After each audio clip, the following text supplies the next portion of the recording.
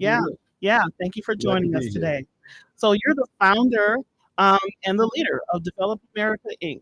Tell us what that is. Well, Develop America is, well, first, let me say that thanks for being here. It's great to be here in WNOV. And you just mentioned Colombia, which I have a lot of engagement with, and I think Colombia is great. And I'm looking at the Milwaukee Courier paper here, which I always reading because many places don't even have newspapers. A friend of mine lives in Charlotte, North Carolina. They don't have a black newspaper in Charlotte. Okay, Wow. we have things here that other people take for granted. We have a black financial institute, black owned and operated financial institution in Columbia. The only one left in the state of Wisconsin. The only black. Well, there's two minority depository institutions. One is up north, is a Native American one in Oneida country, but there's only 16 in the country. I just think Columbia is a Jew, and so is WNOV, and so is the Milwaukee Courier. And you asked me about Develop America and what Develop America does. Well, Develop America is a business development organization, and the way I came to this point is because of COVID and what was happening during COVID, and just the sheer number of businesses who were grappling with what to do during COVID. But I'm old enough to know that COVID is just one more economic emergency point where businesses have to struggle, and in particular black businesses uh, really have a hard time. And it happened in 2008, and then boom, there was a bubble. Boom, here comes COVID, and it's going to happen again. 5 or 10 more years, it's going to be another break. And what happens is that many black-owned businesses end up going out of business. They end up people file bankruptcy. The whole business. That's really the business cycle. But I started thinking about what can we do to address this kind of up and down cycle, and also the impact of these cycles, these down cycles, on the black business community. I came to the conclusion that the black business community, or any business community in general, but in particular the black or businesses owned by black entrepreneurs, need to have a much stronger business ecosystem to sustain long-term growth, meaning that infrastructure is used to move things. So when you have a good infrastructure, you have cars moving people, you have the ability to move ideas, ability to move products. That's what infrastructure does. It moves things. So we have ports and everything, and there's a lot of opportunity in the infrastructure sector. But in the ecosystem sector, ecosystems are meant to connect things. And in the world of greater connectivity, where we used to 5G was the big thing, now they're talking about 12G, and things are being connected at a fast rate now. Robotics is coming in, AI. A lot of jobs are going to be lost. A lot of things are going to change over the next 10 years. So I'm thinking that what we need in our community is a way to get better connected. Businesses need a way to get better connected, because when COVID hit us, many businesses were disconnected. And, from my standpoint, black folks are the most disconnected people in this country. Okay. Native Americans are pretty much disconnected too. So are Latinos to a degree, but very few people have been more disconnected over extended period of time than black folks. So the question is, how do we get better connected? How do we build ecosystems that are better functioning, more responsive to the needs of businesses, connecting businesses to capital, expertise, market opportunities, networks, all the things that we nobody's given us. So we got to go out and find it. Right. So let me Yeah. cut in. I mean, you're dropping some gems right now. Okay. And so that's very important, but I want to slow it down a little bit and make Okay. sure that the audience understands and is really picking up on what you mean by black people being Hmm. disconnected. Okay. Explain that a little bit more in terms of what you mean. Well, and I talk in the context of black business owners. So, and in the context of what happens when economic downturns happen, or the ability to get connected to resources. And so when I say black folks are generally and relatively speaking disconnected, it's like nobody's walking up to us t- telling us about opportunities, or telling us where the money is. where the money's at. I know where some money's at. Most businesses, and especially black-owned businesses, don't know that there's resources out here, there's capital out here, there's a way to get capital, and quite frankly, some businesses aren't ready for capital. But even the process of getting ready for capital, or getting investment ready is something that you should know about.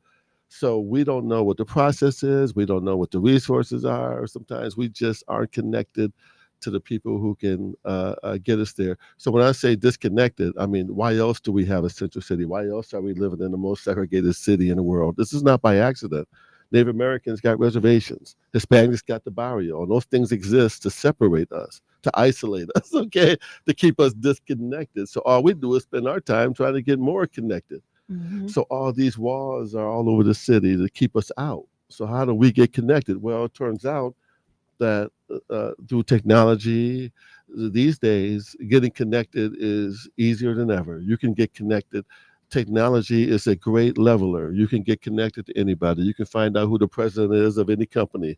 I mean, I can find your company online. I can see if what you do aligns with what I'm doing.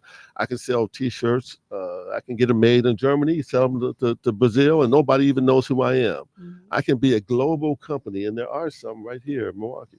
There's some owned by black people here in Milwaukee. They sell stuff all over the world. Nobody knows who they are, but they done got connected, and I think that, so Develop America is all about working to build these ecosystems in communities, or in certain sectors, certain economies, and what we do is try to build the ability to connect entrepreneurs to resources that they need.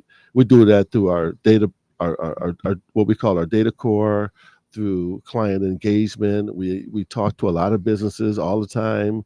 We have thousands of businesses in our database. We probably got the largest database of black-owned businesses in the state of Wisconsin. Okay, so we are constantly marketing services. We have partners that we refer people to.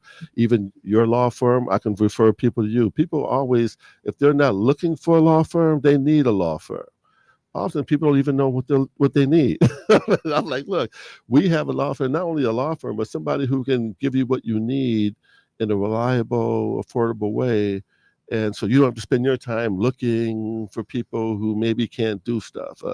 We get a lot of stories of people who have uh, uh, bookkeepers, accountants that aren't doing the job. Okay, sometimes attorneys that are charging too much. Sometimes people do websites and charging $10,000 for 3 pages. I'm like, go to Wix, or go to some place and get a website. It's not hard to get a website, a one-page website, Hmm. and but you know so for us, just getting people connected to resources, expertise is what it's all about. And when the COVID came around and the PPP money came around, well, banks were in charge of the distribution of PPP money, and of course, banks, by their very nature, are going to take care of people who are paying the most interest to them, which are large or mid-sized corporations that need the money, especially during COVID. They weren't small businesses. They weren't businesses that are struggling and that need 20,000. No, they talking about businesses that need $2 million. They're looking to take care of their best customers. So many businesses, particularly black-owned businesses, struggled during COVID, and I attribute that to the not having a well functioning business ecosystem to make sure that our businesses are connected. And for me, being connected is what business is all about. Okay. Yeah. Okay. Tell us exactly what you mean by business ecosystem. I want Oh, people business to ecosystem. really Okay. understand what you're telling us. Well, okay, and thanks for that question. I appreciate that. You being an attorney and breaking things down in the smallest denominator, and I'm it's cool. So, by business ecosystem, and when I refer to an ecosystem, I mean that system that connects things to something else. Everything is kind of connected anyway. But when you think about the environmental ecosystem with animals and plants, and there's a whole ecosystem out here where everything is kind of interrelated. For the business ecosystem, we have to be able to connect businesses to an ecosystem where they can easily access the things that they need to be able to grow, to be able to expand. And that ecosystem has to be responsive to what they need. So if I'm a cheetah, I'm going to find a gazelle, and I'm going to find it because the ecosystem provides that opportunity, and it provides trees for me to take that gazelle. So what a business needs is some capital. They need also some support. They need, how does the ecosystem respond to your needs? I can tell you, if Harley needed help, there's an ecosystem to help Harley. If Harley needed $10 million by next week, or also to move all of his operations out of Wisconsin, the ecosystem works will find Harley $10 million by next week because the ecosystem is made for Harley. The ecosystem isn't made for your business or other small businesses.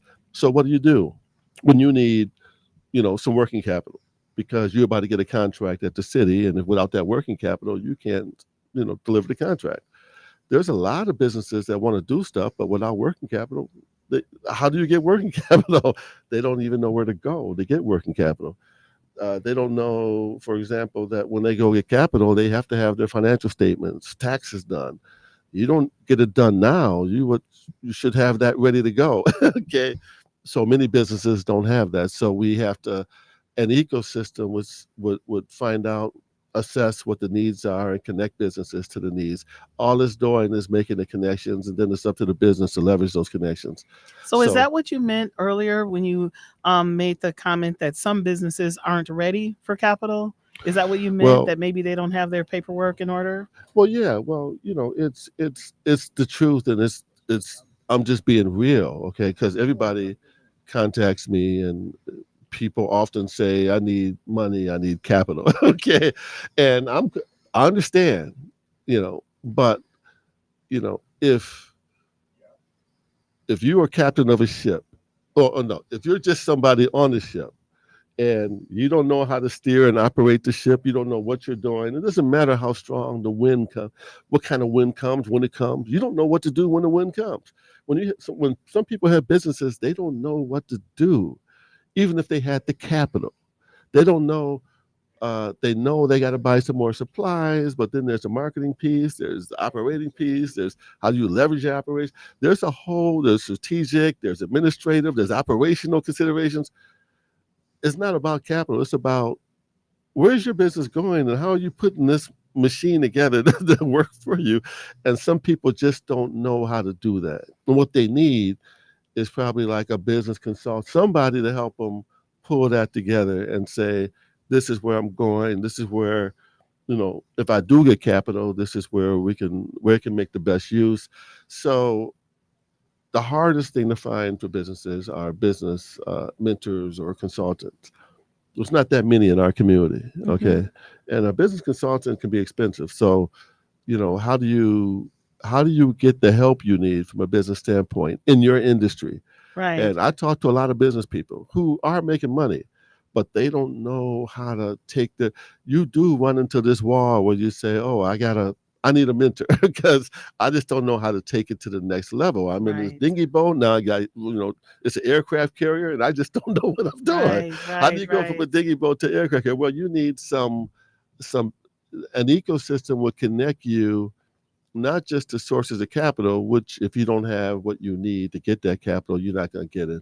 If you don't have the financial statements, the Right. taxes, if you don't have even a website, as soon as you walk in there, and let's face it, being a black person, you're gonna walk in there and they're gonna say you don't have the capital, you don't have the collateral, you may not even have the character. They're gonna just think Mm. about that right off the top. Right, right. They Well, let's do this statement because we have a caller that's oh holding. So oh let's go ahead and hear from the okay. caller. Caller, go ahead, please. Thank you, dear sweetheart. Good morning, Attorney Cora, and Oh, uh, good morning. Good morning. good Thank morning, you. dear. You're Yeah, always such a good supporter of the show. So thank well, you for calling. always As soon as because I hear the voice, I know who I'm talking to. and do say hi to sister and other family members as well. Almost definitely. Always good to be in your presence. I'll be head over heels today. I actually get to shake your hand, maybe give you a hug there, and be in your presence on meeting you. You are too kind. But thank you, gentlemen, for being there, and Mr. Rideout, Mr. Carvey, Milwaukee, Tyrone W. speaking. And of course, yeah, division champions, Brewers. Go Brewers. Let's get the pennant. Let's get to the World Series and win it this time. Win it, win it, win it. Let's get it. All right. But yeah, Jermaine is Mr. excited. He's pumping his fist. Oh, yeah, absolutely. Absolutely. Uh, um, the gentleman, his name eludes me there, but thanks for being there. I mean, what you spoke about the 2 million that the companies would be needing as opposed to 2,000 I would need, um, and it makes me think about the price gouging. I mean, we're being gouged with everything. I mean, just everything we buy. So I mean, for them to get their 2 million and then price gouge me and us, are we in the middle of their having to pay back that 2 million by them raising the prices up on us? And I mean, we need what they have, but if we can't continue to buy it, then another piece of that is what do they do with their product when we don't buy it anymore? And I'll listen to you over the air. Then thank you very much. Then you understand how I'm breaking it down to you? Uh, The 2 million. Okay, are we being, in other words, they're price gouging us. They borrowed the 2 million, so they're raising their prices to get the money to pay back that 2 million that they've borrowed.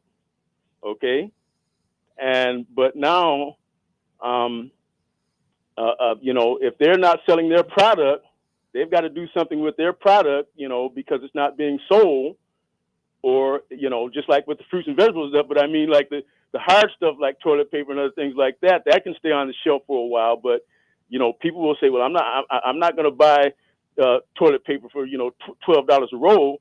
I'll use newspaper, or or something else, leaves. So I mean, yeah, I mean, are they price gouging us just to use us as the middle person to bail them out for what they have accumulated or borrowed against the banks then? okay. And Okay. I'll Thank you. listen So to you over the air. Thank you very much. okay, Appreciate thanks, you, Tyrone. sir. Thank Thank you you. for the question. What we're going to need to do, just because of timing and logistics, we'll need to take a quick break. Okay. And when we come back, then Damon it was Tyrone. It was Damon. Damon Dorsey is my guest today, the president and CEO of Develop America Inc. We're delighted to have him in the studio this morning, with all of the knowledge and wisdom that he's sharing from years, decades really, of being in the well, me too, in the legal field, but you're in the business field.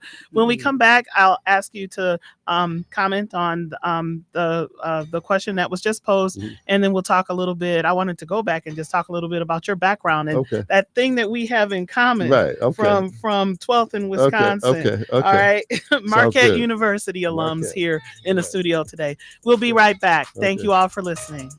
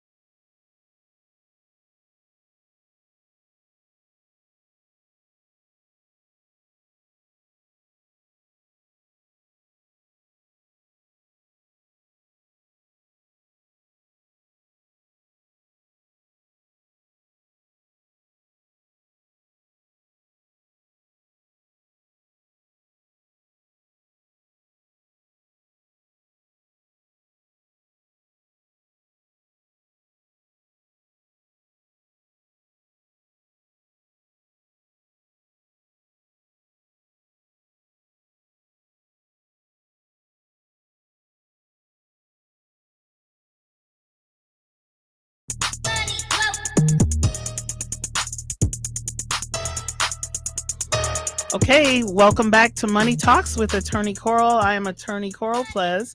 Have Mr. Damon Dorsey, the president of Yes. Develop America Inc., in the studio with me this morning. And I'm talking fast because I want to give Damon a chance to answer the question that Tyrone raised before we went to break.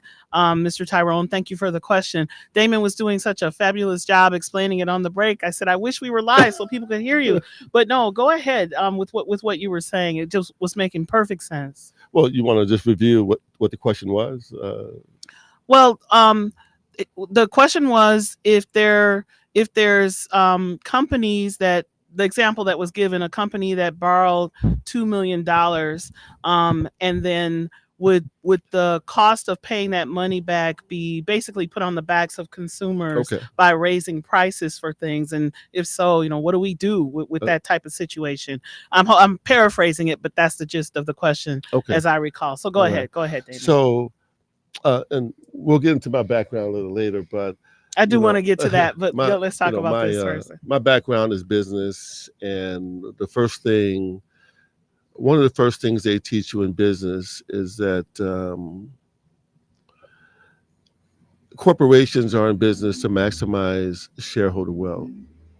Maximizing shareholder wealth is all they're interested in doing. They're not here to take care of anybody. They don't care if you can't pay for your doctor visits or you can't pay rent. All they want to do is take care of their investors, the shareholders, because that's where they get their money. If it's a large corporation and they have shareholders, so if they borrow money and they're borrowing money because the money they borrow, they've determined is in some way maximizing shareholder wealth, not worker wealth or consumer wealth or anything. Shareholder wealth. If they borrow that money, shareholders are saying you got to pay this loan back, and they are desperate to pay that loan back. And what are they going to do to pay the loan back? Either they're going to cut wages, or they're going to raise prices, or some way they're going to have to find a way to pay the money back. So, given Tyrone's question, Tyrone said, "Is that price gouging if they charge a lot of money for goods to pay back the loan?" And I'm saying, well, that's just business. That's what businesses will do. They will charge a price. And in this market based economy, if you as a consumer don't want to pay the, say, $10 for a dozen eggs, then you'll find someplace else to buy your dozen eggs. And if their product is not priced competitively, then they won't be selling products and they won't be making money and they can't pay the loan. There's a market mechanism that uh, that corrects companies from price gouging. But price gouging is a distortion of the market when the market isn't working right. For example, for prescription drugs, what you have is pharmaceuticals making drugs that nobody can get anywhere. That drug has a specific purpose, and they know you can't get it anywhere and you need it, especially drugs that are very rare and for rare conditions. All of a sudden, you wake up and they're charging $500 per pill. Okay. And the money they used to develop that drug was from a government grant that they use to do R&D, research and development. And then they take that, they develop that technology, they develop that pill, and then they turn it back around and they're charging $500 per pill. And that is definitely price gouging because they were subsidized to create the pill in the first place. They could sell it for $30, but because they want to maximize shareholder wealth, they're trying to sell it for 500. So that between the 30 and the 500, that's 470. That's a problem. And one thing I like about one of the candidates talking is that she is one of the presidential candidates is that she said she wants to address price gouging. And I think, if you look at certain industries, there's more of an opportunity to price gouge. I don't think eggs is a price gouging industry or milk, but with prescription drugs, there's definitely some price gouging. And if she can address that, and I know this is something that people have been talking about, but we need to address price gouging in the prescription drug thing. And so I think just to answer just to answer Tyrone's question, yeah, companies sometimes not to pay off the loan price gouge, and sometimes just to make money because they're greedy price gouge. Price gouging is a distortion of the market. There's no real reason to price gouge unless you're just greedy. And the market allows you to price gouge. And the distortion is a distorted market. Markets aren't like perfect. Okay. So Right. when they're imperfect, people start price gouging. And if you don't have the ability to get cheaper goods, then what they're price gouging because you may not have the opportunity to get other goods. If you're on an island and you're the only person that delivers eggs to that island and you charge $500 per dozen, you probably can get away with it. But we're not on an island and they can't do eggs. But for those prescription drugs, I can see how the market gets distorted, and all of a sudden, greedy people who want to maximize shareholder wealth will charge that $500 per pill, Hmm. and that's what's going on, and that's what they need to stop. And Yeah. I'm happy to hear that one of the candidates, she is talking about addressing that. So I'm not even talking I about wonder which politics. I'm just candidate saying. that is, but I'm just saying it's great that she's talked about addressing that. no, So absolutely, yeah, absolutely, I agree. So what I would like to do though is I want to take a yeah, step back, because it is so obvious just listening to you speak that you hmm have a depth of knowledge and expertise in what you're talking about. So let's talk about that thing we have in common now, Marquette University. yeah. That's where you earned your undergrad, That is and that degree was in business. it is. Yeah, And you and I had a chance to talk a little bit earlier today, and I yeah. thought this was so interesting Right. because we talked about the EOP program, Yeah. and if people don't know what that stands for, the Educational Opportunity Program, that's a program at Marquette University that is specifically designed to provide support for I don't think it's just minority students, but it was primarily that, but basically first generation Yeah. college students to Right. just really help to acclimate you to the process, to the experience, and help to ensure your success. hmm Because for a good long while, the graduation rate for people of color, especially African American people from Marquette University, was not impressive. So a program like EOP that was put in place. I believe we talked earlier, we said 1969 Yeah. or so, the program Right. came into place. And then you were a student there beginning, I think, in the late Right. 70s. Right. So graduating in the 80s. I Right. graduated in 1990, from the Oh. same Okay. program. Okay. So talk a little bit about EOP and how that inspired you to do what you do now for Develop America, because Oh. that really impressed me. Okay. Well, I mean, and it's great to be here sitting next to you, given you're an EOP graduate as well, and I'm an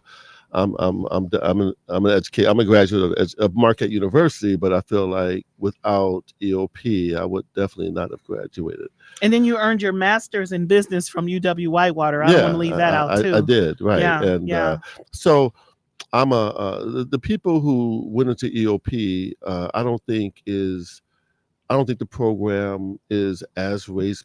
I think the program. I don't think today is as race based as it was back then. I think back then people were very strident that they wanted people of color in the program, and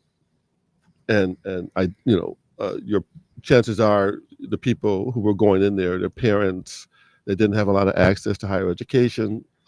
Neither one of my parents graduated from high school. My dad dropped out in the ninth grade, worked, then went into the army, World War II, and my mother was oldest of six kids, and in the 1940s, she started working so to make money. So it's not like people had the luxury to pursue education, but they knew that their children, if they could get a shot to go to school, they were going to make that happen. Marquette, just by accident, I saw Howard Fuller give a speech. I was at Washington High School. He gave a speech one day, and I said, I'm going to Marquette. And I applied. I got in. Boom. So it happened like that, Wow. and Yeah. and some of the names over there that you and I know and we've seen, like Sandy Robinson, who I saw a couple of weeks ago, and it was great. Sandy is an angel. And Art Murberry was is was a counselor there. He was a kind of a mentor, was a very savvy brother who kind of set the tone for many of us. And Howard Fuller was there, so we had like a real core group of committed people, and that's what we needed because Marquette in 1979, when I went in there, was a cold, guarded, hostile place, Hmm. and you needed support. And the black students, were together. We knew each other. It wasn't like the rest of the campus was all that hospitable. So you had to you had to survive Marquette, graduate, and make it. You had to like tough it out. Marquette taught me a lot. So when I see an EOP student, I know who he or she is. Okay, and Right. to go through Marquette, and I'm saying, that's a tough place to go in, especially back then. Even in the '80s, even like when you grad, I mean, it was still early in the program's operations. So yeah, so I went through EOP, and EOP, I mean, it was obvious that what they were doing was trying to basically give people who otherwise would not have had access to higher education. And the reason why is because those people would conceivably or ideally go back out into their communities and make a positive impact. I think that has happened. I have seen many graduates of EOP do many great things, and I think in Milwaukee, but not just Milwaukee, just all over. So I think the program has had a huge impact in Milwaukee and other places as well. And I think in me, one reason why I probably do what I do, whether it was economic development, business development, real estate development, especially in Central City, is because, EOP, had that kind of spirit about being involved in your community and giving back. I mean, it's in you. Okay. So if you went through Marquette and went through EOP, you know what's going on. And so you do, and you are motivated to participate on a certain level and give back to your community. It's not like I wake up and say, oh, how can it? But I do have certain skills and knowledge and experience that can be leveraged to help my community get to the next place. So, and I've been leveraging that and applying that for for a long time now, and we'll continue to do so. But it's always great to see another EOP graduate. So, Yeah. yeah. No, but I like that, and I like when you talked earlier and said it was really your experience having gone through a program like EOP that in a way was like the catalyst for the business that you're working Mhm. now. You're doing the same type of thing just on a larger, broader scale, not just the Right. Marquette campus, but the community as a Yeah, yeah, whole. yeah. Well, I mean, EOP had people that looked out for me and looked out for you. So, That's right. I'm not here on my own, and nobody makes it on their own. So, I do. One thing Marquette taught me is that I have to go out and get it. I got to go out and figure stuff out. I got to go out and I got to get the skills I need to make it happen. When I went to Marquette, I didn't know how to write. Okay. And I went to Washington High School. I thought I knew how to write, but Catholics know how to write really well. Okay. I mean, you go to Catholic high schools, let's say you go to Marquette or Pius or whatever, Catholics spend a lot of time thinking and writing. At Washington, I went to Washington High School. I don't know where you went, but I'm a public school student. I went to Me Washington. too. James Okay, Madison, there you go. the Madhouse. Right. Okay. I remember writing, but I got to Marquette and them Catholics are writing at a whole nother level.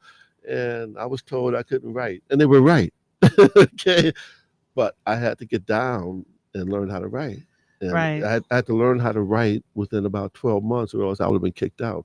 Anybody, if you don't know how to like adapt and adjust, or you're not gonna survive at a school like Marquette, in a Catholic school, and I'm not Catholic, and I'm black, and I didn't know how to write. I Hmm. had to make it, Right. So, and I know other people I went to school with had to do the same thing. You mentioned Kevin Ingram earlier. He came in with me. We graduated on the same day.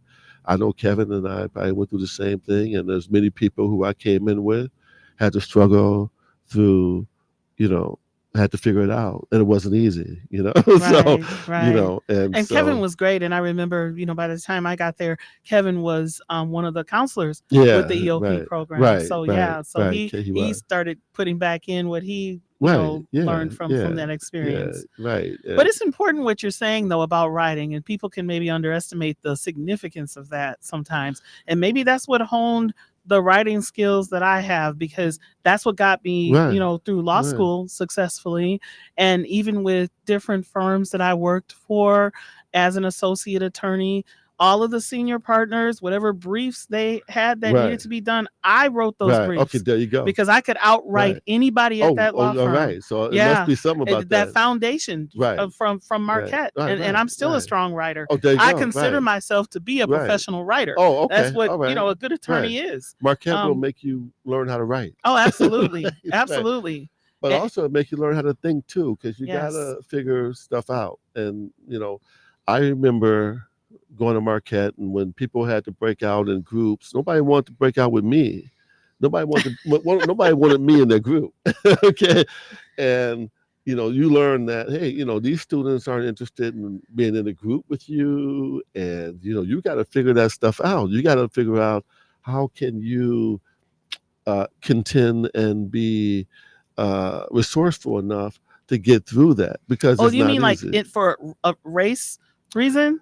Oh yeah, well, That I mean, I'm sure that hmm whether it's race, but I'm sure being in Marquette, being black, you're going to be definitely at that time. I don't know what it's like now, but it's not like people were embracing you fully, open arms. It's so like, yeah. true. So if I'm in business and there's a project to be done, and you break up into three, you choose your groups. It's not like people would want you in their group. And and I'm the only black dude in the class often. Okay. Right. You probably went through the same thing. When Yeah. I went through Marquette, I took probably more than 50 classes. I didn't have one black professor. You ever have a black professor at Marquette? No, I never did. Okay. I mean, I tell people I did that, in law school, okay, but not in right. In undergrad. grad school, I never had a black professor. I've never had a black professor. It's Mm, crazy. I have taught myself, which has been great. I've taught finance, but right. not to have. Now, when I tell people that who've gone to a HBCU, they look at me like, "What?" I mean, Oh yeah. yeah. So imagine, like, so for me, in terms of develop America, yeah, I'm all about making connections. I'm all about, how do I at Marquette, I did have a connect that was EOP. Right. But out here today, when you look at our community, there's a lot of people who are disconnected from the resources they need to get to the next level where they have to go. And maybe that's kind of why I started this whole thing. And, it's got something to do and a lot to do with making connections. Yeah. Now we were talking a little bit earlier. Was Linda Jones Yeah. in the Marquette with you when you were there? Linda started a year after me. Yeah. Okay. Linda, of course, her father started Right. I WNOV, was just and gonna say, we yeah. a few shows ago I had Ernest Jones on because, as the audience may recall, that he is the current president of Columbia Savings and Loan Association, and we were talking about the Joneses and the very admirable legacy that Yeah. the family has, Right. starting with not even just with Mr. Gerald Jones, who owns the station and the Hmm. newspaper that you talked about earlier. Right. And I believe Linda worked with the newspaper Right. for a season two Yeah. before she unfortunately passed. But even with Mr. Jones's mother, Mary Hmm. Ellen Jones, who kind Hmm. of kicked everything off, and his wife, Ernestine Jones, who really did something spectacular. The two of them did something Hmm. impossible, really, when they had 5 children, and all 5 of them became degree Hmm. holding professionals out here in the world doing great things. The youngest daughter, Mary Ellen, is the person who's running the radio Right. station right Right. now. And I mentioned Ernie with the bank. The 2 older surviving Hmm. siblings, one I know that has multiple master's degrees in business, and he lives out east Okay. with his wife and family. And then the other daughter, Stacy, who I believe Stacy is in Minnesota, but she's a psychotherapist. Maybe I may not be Right. saying that right, or a Well, I'm not sure. Sorry, Stacy, but I know you work in the mental health right. field, and Right. the success that they had by coming and hard work and pouring into their children Hmm. to do the things that they've done. And you had a chance to know Oh Linda. I didn't yeah. have the Yeah. pleasure of meeting Oh, her, okay. only having heard great Yeah. things about her. Yeah. I've never met a Jones I wasn't impressed with. Okay. All right. Gerald Jones, okay, is a stone cold business dude. Yeah, People may say he's this and that, but Gerald, he's a business dude. Okay. yeah. He's 100% stone cold business guy. Yeah, you Okay. got to be this and Uh, that to be a stone right, cold, right, right. He's stone cold. Okay. successful stone cold Right. Okay. So businessman. he's a stone cold business dude. Ernie is a sharp brother, and he's you can just see what he does and what he's doing. And Linda was amazing. I went to school with her, and I didn't hang out with Linda. I come from the other side of the tracks. Linda was always classy. Okay, Linda was smart and she was classy. Okay, I'm an other side of the tracks dude. Okay, I'm a Okay. dude that okay, I went to Washington High School. Okay, so you know, okay, I'm on the other side. Linda was always classy. Okay, I never even tried to talk to Linda. Right? She was real classy and smart, but I always kept in contact with her, Hmm. um, and so and the grandmother Mariana. I mean, what she's amazing. There needs to be a book written about the family, like Mariana and what she was doing. Yeah. It was amazing. Talk about blazing a trail Right. back Okay. then. I mean, I think that we need those examples in our community, and there's several more. I mean, DCMC who started Legacy Bank recently passed. I mean, there's some people here who have done a lot of great things, and Mariana Jones, Gerald Jones, the Jones family. I mean, the fact that we have the Milwaukee Courier newspaper, WNOV. I mean, look at Columbia Bank. Columbia is amazing. That's that whole story about how Columbia got started with the Helliard. The Yeah, Halyards, yeah, right. yes. I mean, why they got started.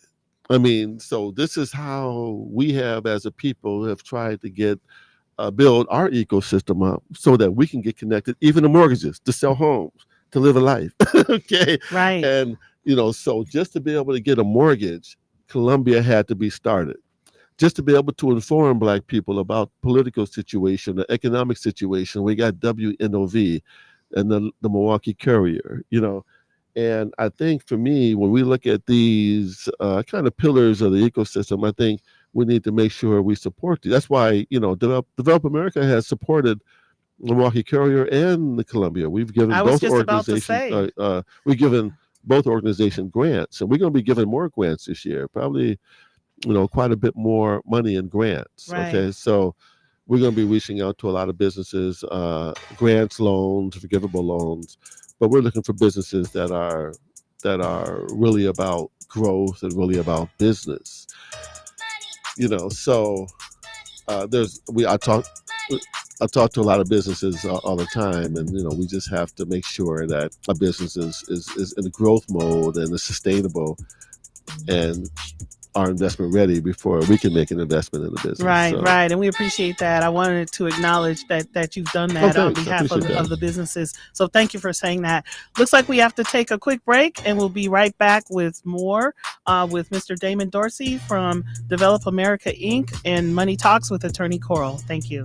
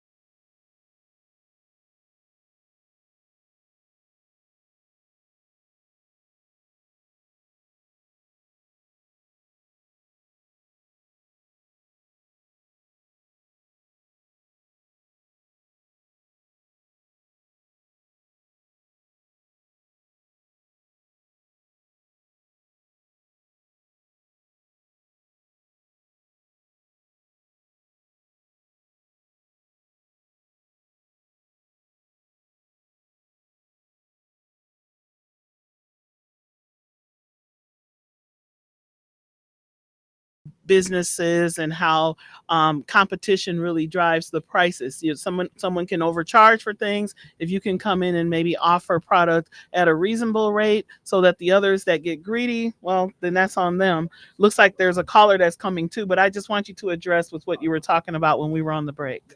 Oh, just about competition and how competition drives prices. I mean, Yes. that's like page one of the free market capitalist society. One thing I can say about the Black community and our community is that we have to embrace competition. Competition is what defines America, and I think that if Jermaine, you mentioned the store across the street selling eggs, and people around here don't want to pay that money for eggs. And I'm thinking, if you don't want to pay $10 for eggs, that's cool. So what I'm gonna do as an astute person, I'm like, I can start a store and sell those eggs for $5 and still make money. He's just like trying to make money because he's a monopoly. He's trying to make money, and that's what business is all about. But competition drives down those prices to where they need to be. Where there's a lack of competition, you're gonna get that distortion, and people don't have cars to go get. So that's another issue. But I would say that sometimes people need some connection to capital to start that other store. They don't have it. Young people around here maybe may not know how to do it. They may not know how to start the store. They need the capital to buy the supplies, talk to an attorney, get the operating agreement set. Find the food distributor. So once that's all done and they can turn on that switch, it's open. Look at Sherman Park Grocery with Maurice Wentz up there. That's a huge success story. Maurice is one of my heroes. I love Maurice. We support Maurice as well, and so I think that. But to answer your question, man, it's all about, if I see a store charging 10, and there's entrepreneurs all around here, they want to do it. They just don't know how to go about getting what they need to get. Yeah. Yeah. Okay, so we have a caller that's holding. I want to make sure we give the caller a chance to speak. Caller, please go ahead. Hi, thanks. There was the guy earlier that was, giving the boot camp. That it wasn't you guys, right? It was a different fellow, right? Okay, I'm not sure. I missed part of So what you said. Something about boot There camp. there was the boot camp capital investment kind of training program that guy was talking about maybe 2 hours ago. And that Oh, it okay, must yep. not have been you guys. Yeah. Yep, Yeah. that was So the something. guy That was something different. Oh, Yeah, so he was trying to teach people how to get themselves together so that when they go to the bank, they're ready. So he said that the boot camp thing was so that the young people can get their act together on credit and have their organization, their plan and everything. So when they go, he said, if they go to the bank and they come back, they say, hey, you rejected me. And the teacher's supposed to say, well, did you follow my orders? He said, no, I went to the bank. He said, well, I told you, don't go to the bank until you graduate from my class. Ah, So- okay. It was pretty interesting. If you check with whoever does the scheduling here, they'll tell you at the earlier, about an hour or two before you guys. I think it was an hour before you guys. I'm not sure. This Okay. morning. About what your show is from? Yeah, 11. It must have been like 9 or 10. Something Okay. like that. Yeah, no, that sounds interesting. That sounds like something to go back and listen to. So thank you Yeah. for that. Really interesting. Yeah, have fun then. Thanks. It's a really interesting show. Okay, thank you for calling in. My pleasure. Have thank fun. you.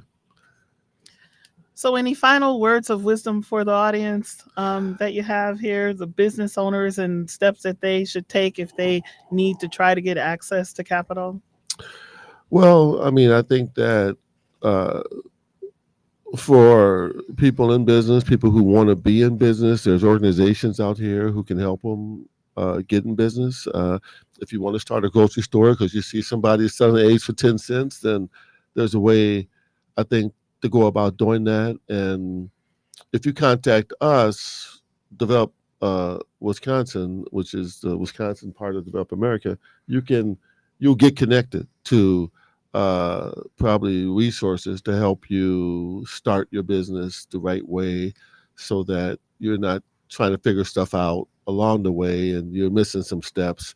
You do need an attorney, you do need a bookkeeper, you do need a website, you do need all this like foundational stuff before you can even. You do need a distributor for food, and you do need a business plan, and it doesn't have to be an 80-page business plan, but 10-page business plan with some financial projections would be great. And if you have it together like that, then you can go get some capital.